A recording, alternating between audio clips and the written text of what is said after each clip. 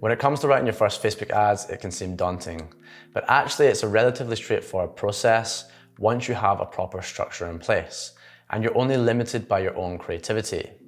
So in this video, I'm going to give you the 4-part structure that I use so that you can write your own Facebook ads, or what we will refer to as Facebook ad copywriting, as that's the proper name. And at the end, I'm going to give you some actual examples of copy I've written so that you can see how all the steps are applied and put it to your own products and go over and write your own copy. And what we're also going to do is we're going to run through all of it with the example of this product, which is a minimalistic wallet that I bought, so that you can see where everything ties in and there's no mismatch of different examples that I see other people using. It's all going to relate to this one product, and you can see exactly how all the steps filter into that final piece of copy that we've written for our Facebook ad at the end. So without further ado, let's get into the video.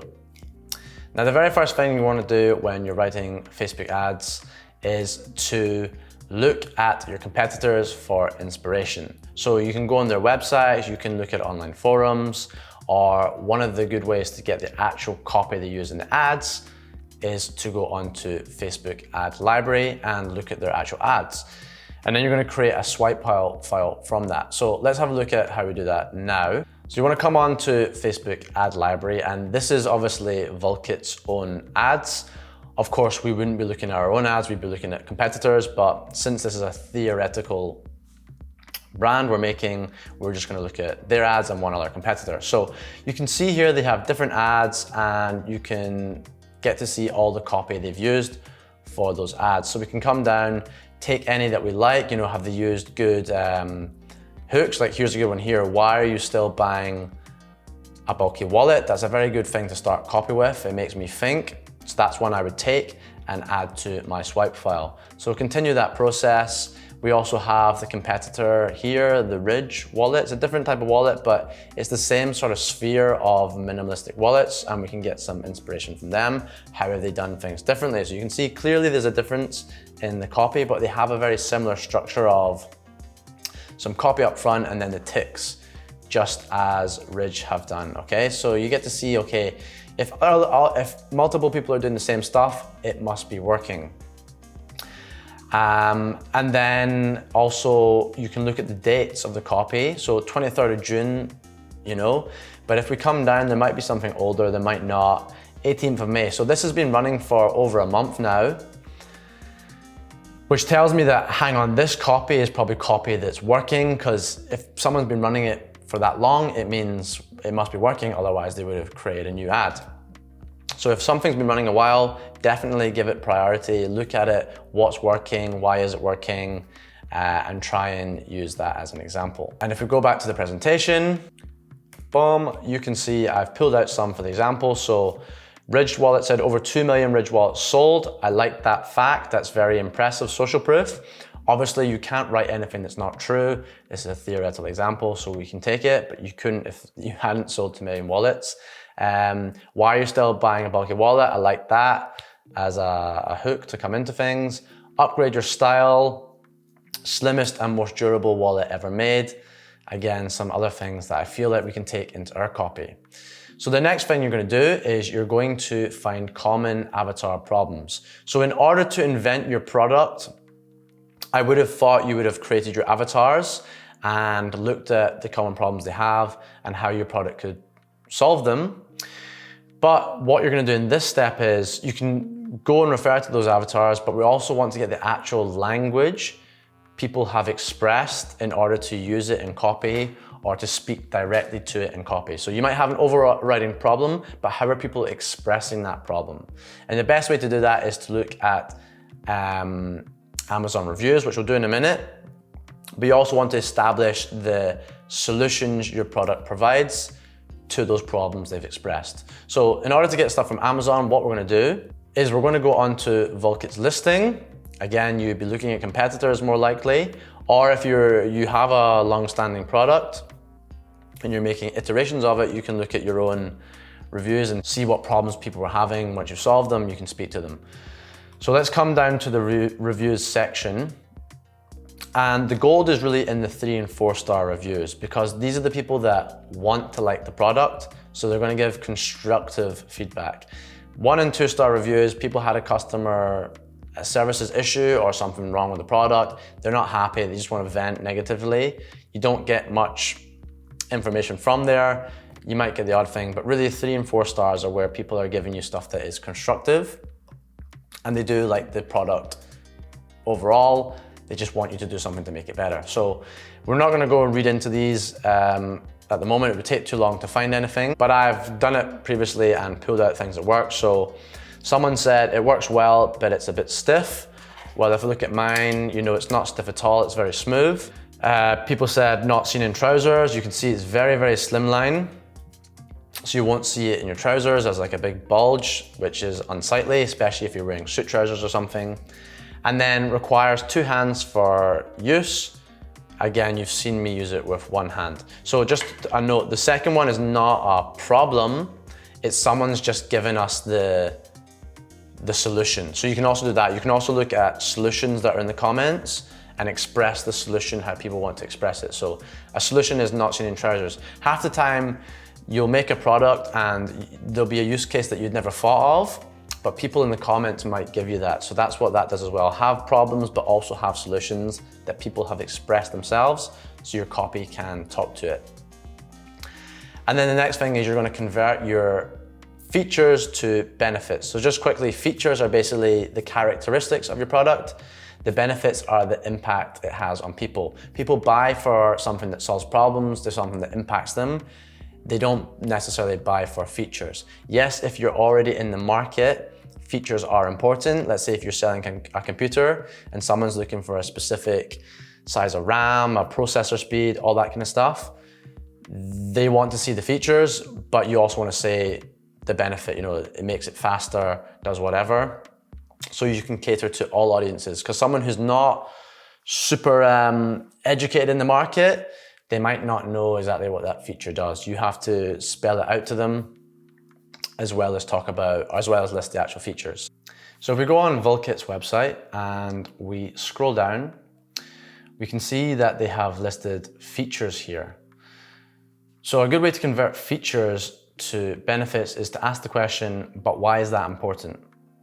So let's just take one as an example. Material is aluminium. So that's very clearly a feature. But why is that important that it's aluminium? Well, aluminium, maybe it's more durable than something like leather.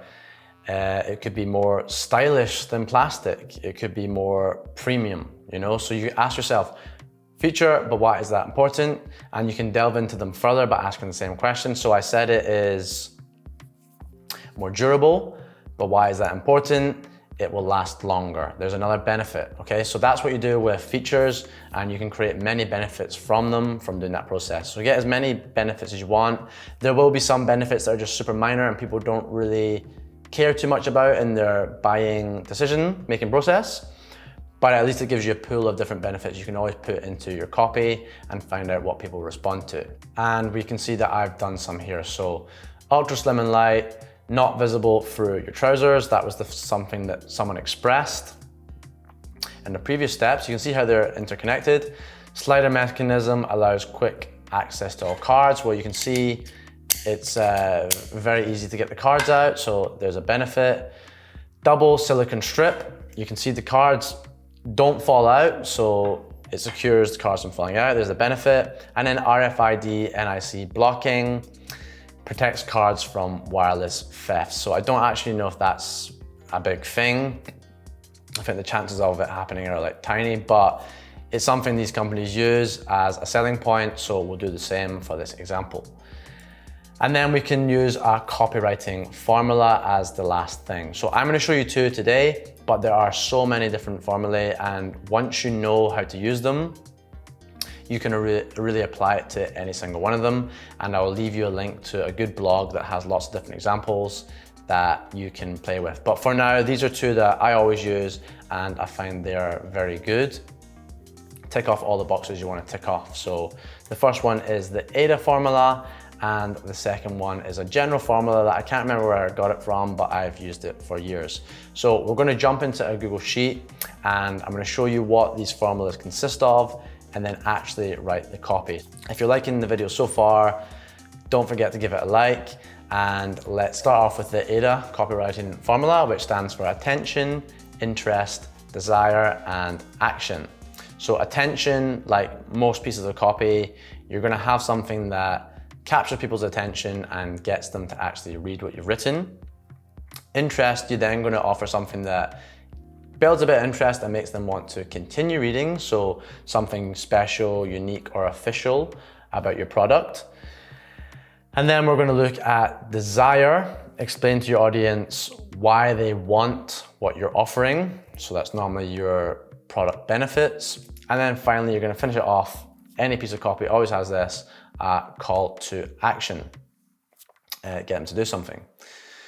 And then if we look at the general example before we actually go into writing them, so it's gonna have a hook, which is the same as attention, grab the attention of someone. It's going to have the what.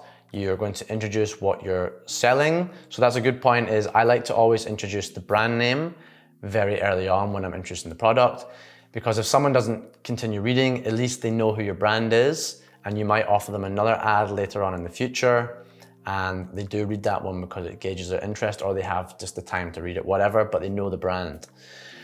And then pain points, you're gonna list out the problems to get people into an emotional state. So they might see your ad on Facebook, it's disruption marketing. They're not thinking about the problems that they face in that very moment. But if you start to list them out, they'll start to tick the boxes in their head and go, yeah, this is a problem I'm having.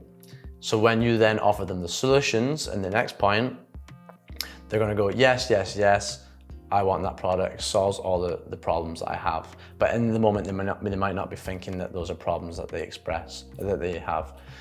And then you're gonna go into a call to action, as always, like I said, and this one has the additional step of scarcity. So by adding scarcity, you create urgency to buy, basically.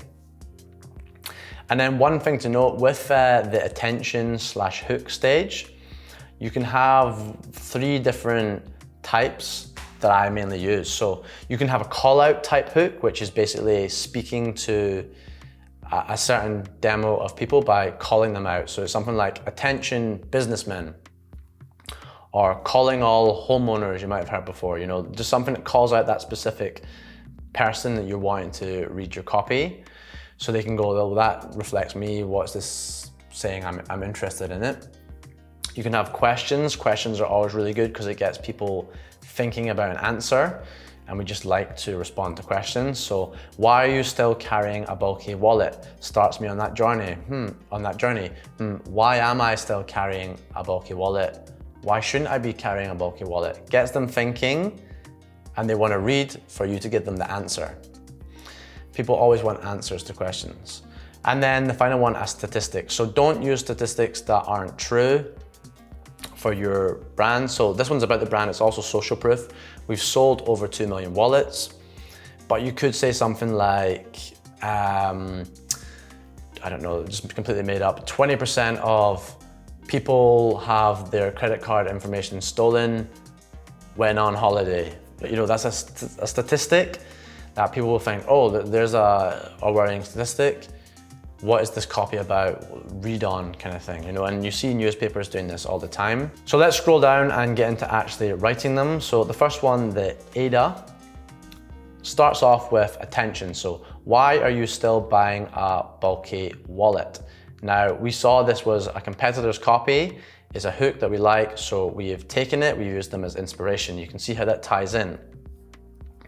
We then go into the interest stage. So upgrade your style and protect your cards with a Vulkit ultra slim credit card holder. So upgrade your style, again, that was something that we took from inspiration from our competitors' ads, but also it's gauging people's interest. They want to find out, well, how can I upgrade my style? What are you offering? And protect your cards. So you start to introduce a problem as well. It's like, do I need to protect my cards? What will protect my cards? Introducing the product, Vulkit Ultra Slim, and we have a brand name. So that's the interest phase, just gauging interest. And then we move on to the desire phase. So you could just jump straight in with these. These are all benefits, and I've ticked them off in the same style that the competitors had been using with the ticks. but I've added this little thing to introduce it. So it's an essential for any stylish man who wants. So I'm basically saying, it's like psychology. I'm getting you to qualify. If you see yourself as a stylish man, as a core value of yours, and you don't have this thing I'm offering, you're gonna want that thing. So that's what that's doing. But you don't need to have that. That's not part of the formula. It's just me using marketing psychology. But you could just jump in with the actual benefits, or you could just have a little introductory thing like, if you want, and then give the benefits. A wallet that's not visible through trousers.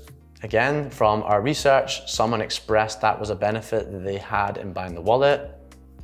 Fast and smooth access to your cards was a problem someone spoke about. We're giving the solution. As you can see, I did it quickly.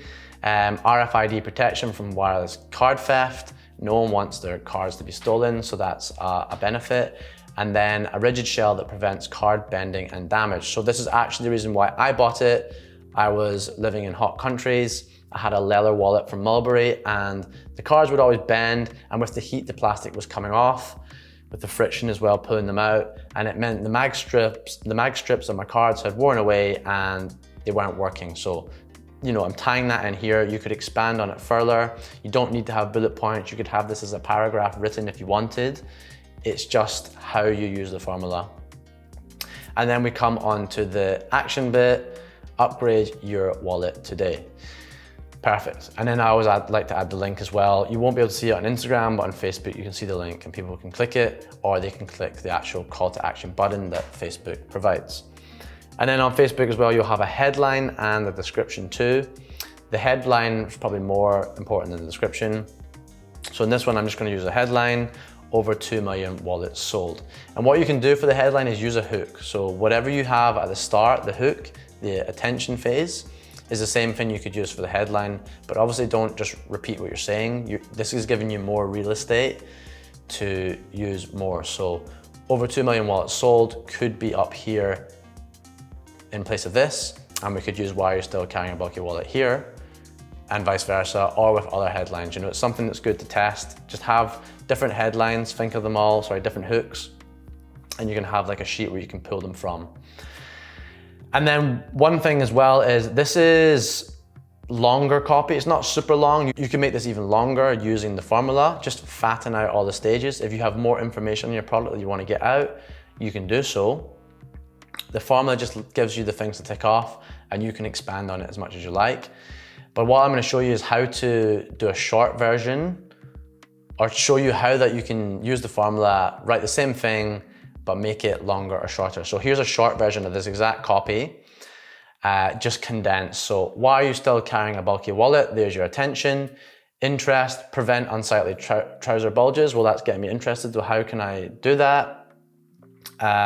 Desire, that's part of desire too. They kind of do two things. Bent/damaged cards and wireless theft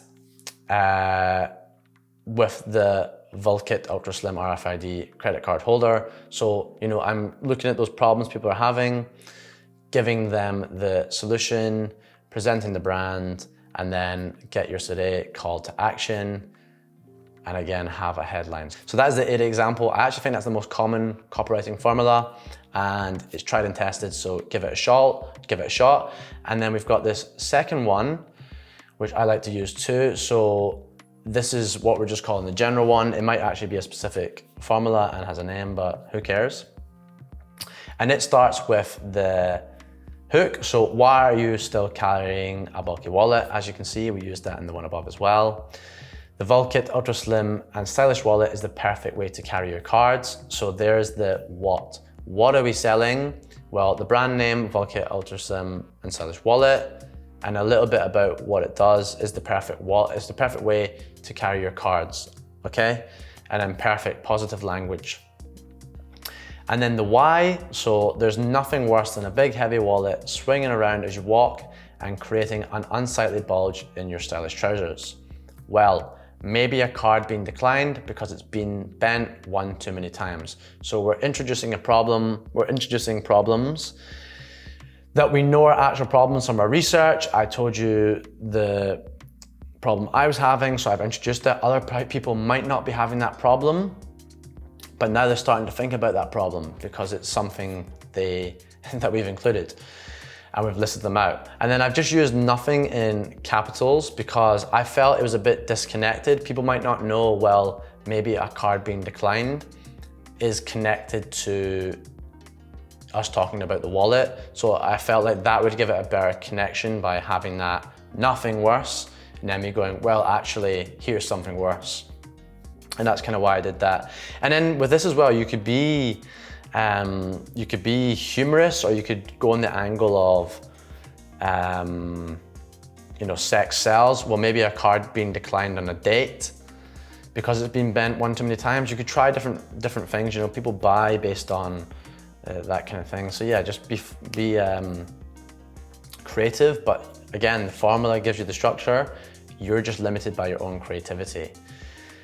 And then the why. So I've introduced this one with a bit of social proof. So you can see they were using it as a hook, the other brands, but I feel it's also good social proof. So we've sold over 2 million wallets to men who want a wallet that's not visible, fast and smooth access to cards. Again, just the exact same things from the other formula, but work here. So we're giving them the why, the why you should buy the product benefits.